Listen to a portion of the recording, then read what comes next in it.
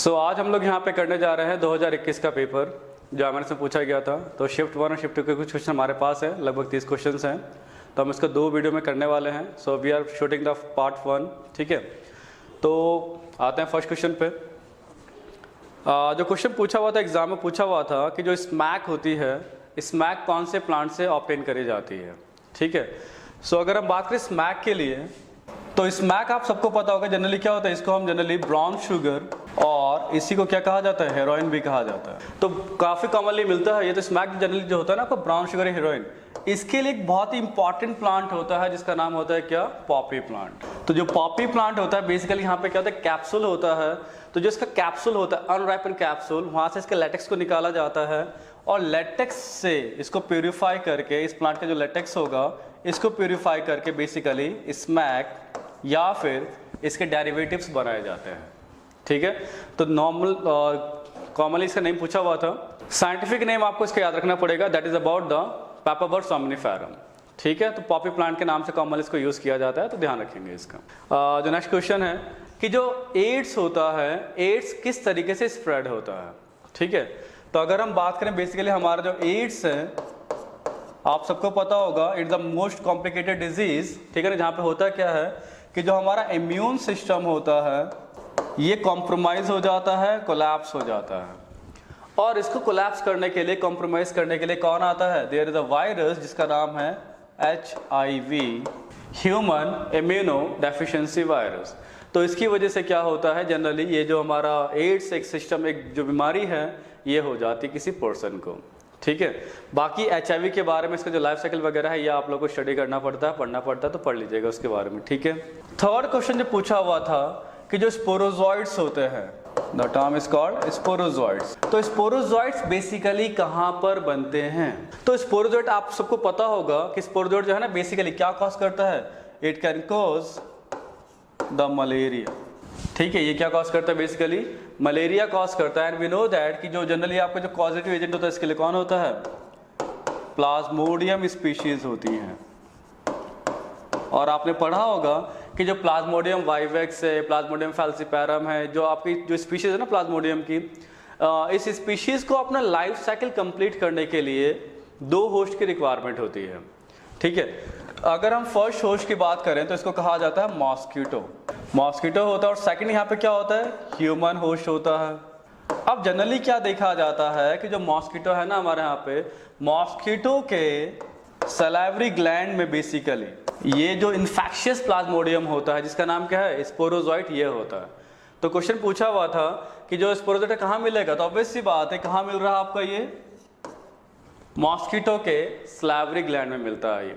और जब ये मॉस्किटो किसी हेल्दी पर्सन को बाइट करता है, इसको कट करता है वैसे है ना, तो यहाँ पे क्या होता है, ये ट्रांसफर हो जाता है और ह्यूमन बॉडी में इसका जो लाइफ साइकिल है जाके फिर ये कंप्लीट होता है, ठीक है। तो ध्यान रखना था कि yes, salivary gland is a part of there.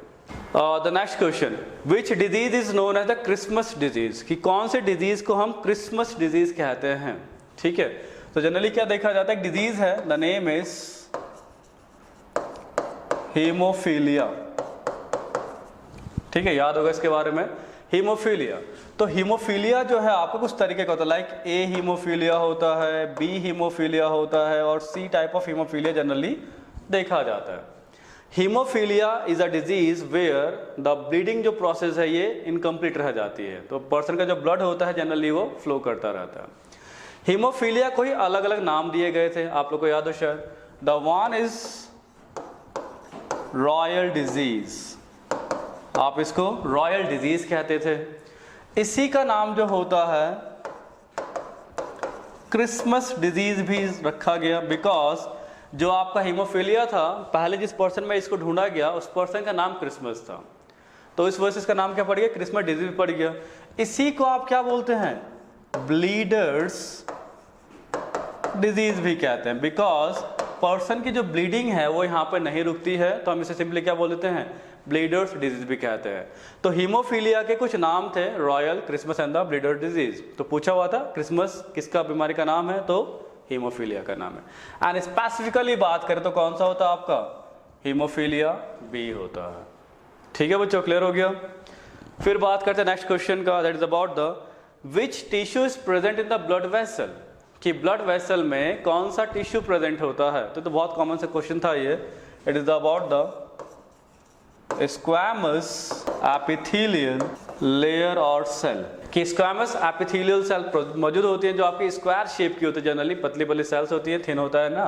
तो ये आपका बेसिकली कहाँ मिलता है, आपका जनरली जो भी हमारी बॉडी के ट्रैक्ट हैं लाइक ब्लड वेसल्स, ये उसकी वॉल को बनाता है। तो पूछा हुआ था वेसल जो ब्लड वेसल्स से किससे मिलकर बने हुए हैं, तो सिंपल स्क्वैमस एपिथेलियम से मिलकर बने हुए हैं। ठीक है बच्चों।